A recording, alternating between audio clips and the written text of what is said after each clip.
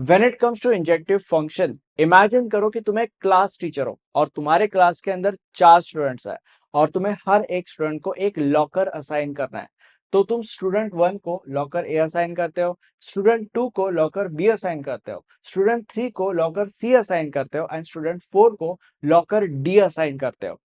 Basically the point is कि तुम हर एक स्टूडेंट को एक यूनिक लॉकर असाइन करते हो। ठीक है, तो ऐसे समझो कि ऐसे केस में जहां पे तुम हर एक स्टूडेंट को एक यूनिक लॉकर असाइन करते हो और ऐसे होना चाहिए, ऐसे केस को हम कहेंगे injective function.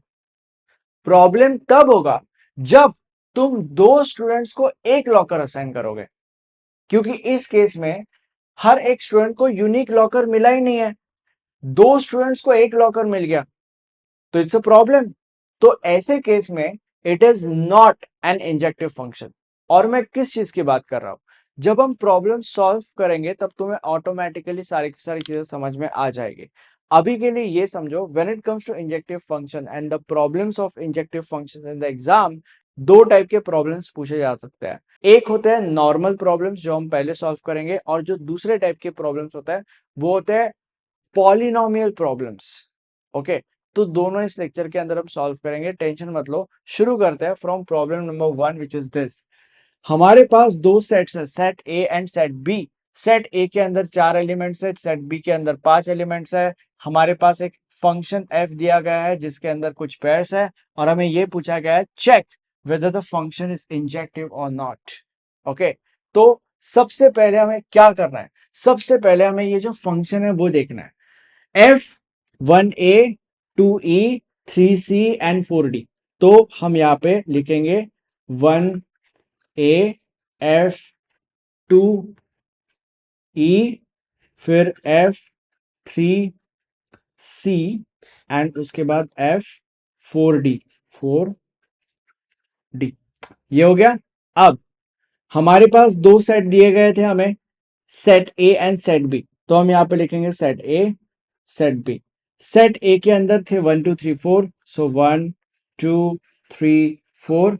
And set B के अंदर है A B C D E, A B C D E. अब यहां पे देखो 1a 2e 1a 2e 3c 4d 3c and 4d। क्या हर एक स्टूडेंट को एक यूनिक लॉकर असाइन हुआ है? And the answer is yes, हर एक स्टूडेंट को एक यूनिक लॉकर असाइन हुआ है। 1 को ए, 2 को ई, 3 को सी एंड 4 को डी। हर एक स्टूडेंट को यूनिक लॉकर असाइन हुआ है, जिसके वजह से हम ये कहेंगे कि yes the function F is injective. और 1 to 1 इंजेक्टिव फंक्शन को हम 1 to 1 फंक्शन भी कहते हैं। तो yes, function F is injective और 1 to 1 फंक्शन। ठीक है, नेक्स्ट एग्जांपल। हमारे पास दो सेट्स हैं, सेट ए सेट बी, तीन तीन एलिमेंट्स है, एफ दिया गया है। हमें ये चेक करना है whether the function F is injective और नॉट। तो सेम चीज करेंगे, 1b 2c 3c। So F 1b F 2c F 3c। अब यहां पे दो सेट्स है, ए बी। सेट ए के अंदर 1 2 3, तो 1 2 3। सेट बी के अंदर ए बी सी, तो ए बी सी। 1b 2c 3c 1b 2c 3c। अब यहां पे क्या हर एक स्टूडेंट को एक यूनिक लॉकर असाइन हुआ है? And the answer is no, हर एक स्टूडेंट को एक यूनिक लॉकर नहीं असाइन हुआ है। 2 और 3 को दोनों को सी एक लॉकर असाइन हुआ है, दो स्टूडेंट्स को एक लॉकर असाइन हुआ है, विच इज नॉट गुड। दो स्टूडेंट्स को कैसे एक लॉकर असाइन हो सकता है, right? It is a breach of privacy अगर स्कूल के पॉइंट ऑफ से देखा जाए तो बेसिकली यहाँ पे हर एक स्टूडेंट को एक यूनिक लॉकर असाइन नहीं हुआ है, इसीलिए हम यहाँ पे कहेंगे कि no, function F is not injective और 1 to 1 फंक्शन। अब हम दूसरे टाइप के प्रॉब्लम्स के ऊपर जंप करेंगे जहां पे जो फंक्शन है वो पॉलिनोमियल है। Now when it comes to polynomial questions, सबसे पहले तुम्हें यह समझना है कि इसे हम पॉलिनोमियल कहते हैं। दूसरी चीज, तुम कैसे आइडेंटिफाई करोगे कि कौन सा क्वेश्चन एक नॉर्मल क्वेश्चन है और कौन सा क्वेश्चन एक पॉलिनोमियल क्वेश्चन है।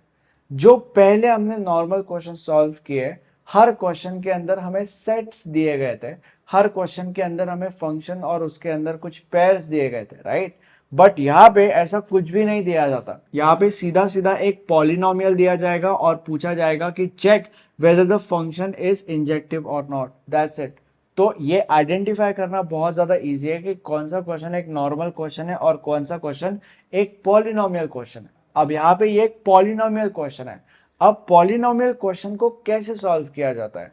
किसी भी पॉलिनोमियल क्वेश्चन को जब तुम सॉल्व करने के लिए जाते हो तो सबसे पहले तुम्हें ये लिखना होता है, ठीक है। सबसे पहले तुम्हें f of x1 is equal to F of x2 ये लिखना होता है और यहां पे लिखेंगे कंसिडर।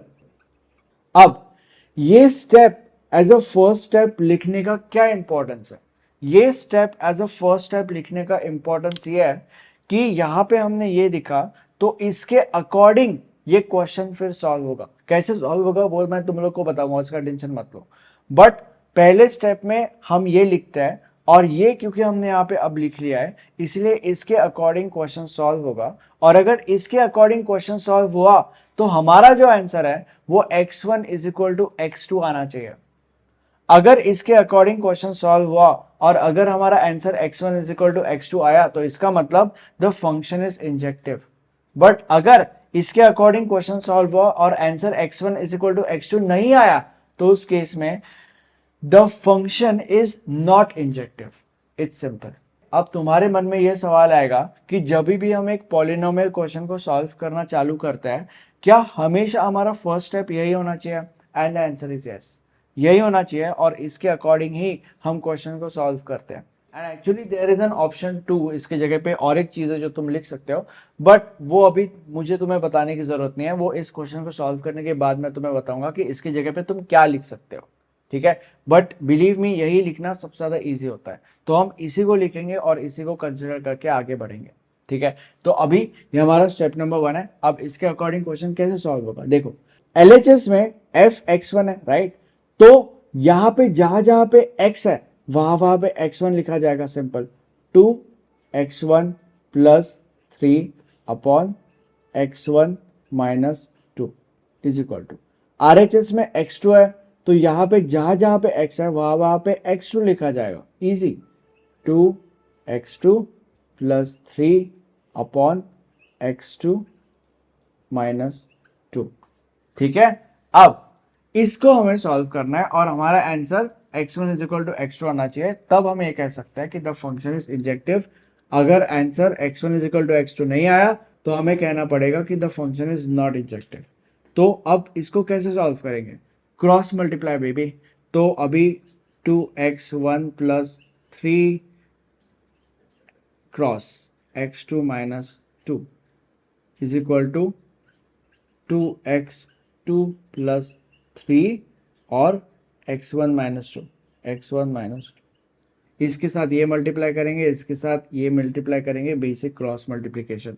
तो 2x1 into x2 that is 2x1 x2, 2x1 into x2 हो गया। अब 2x1 into minus 2 that is minus 4x1, उसके बाद 3 into x2 that is plus 3x2 और 3 into minus 2 that is minus 6 is equal to 2x2 into x1 that is 2x1 x2, 2x2 into minus 2 that is minus 4x2, उसके बाद 3 into x1 that is plus 3x1 और 3 into minus 2 that is minus 6। Okay, अब ये minus 6 cancel हो जाएगा, उसके बाद 2x1 x2 cancel हो जाएगा, माइनस 4x1 ओके रहेगा, 3x1 भी रहेगा, फाइन।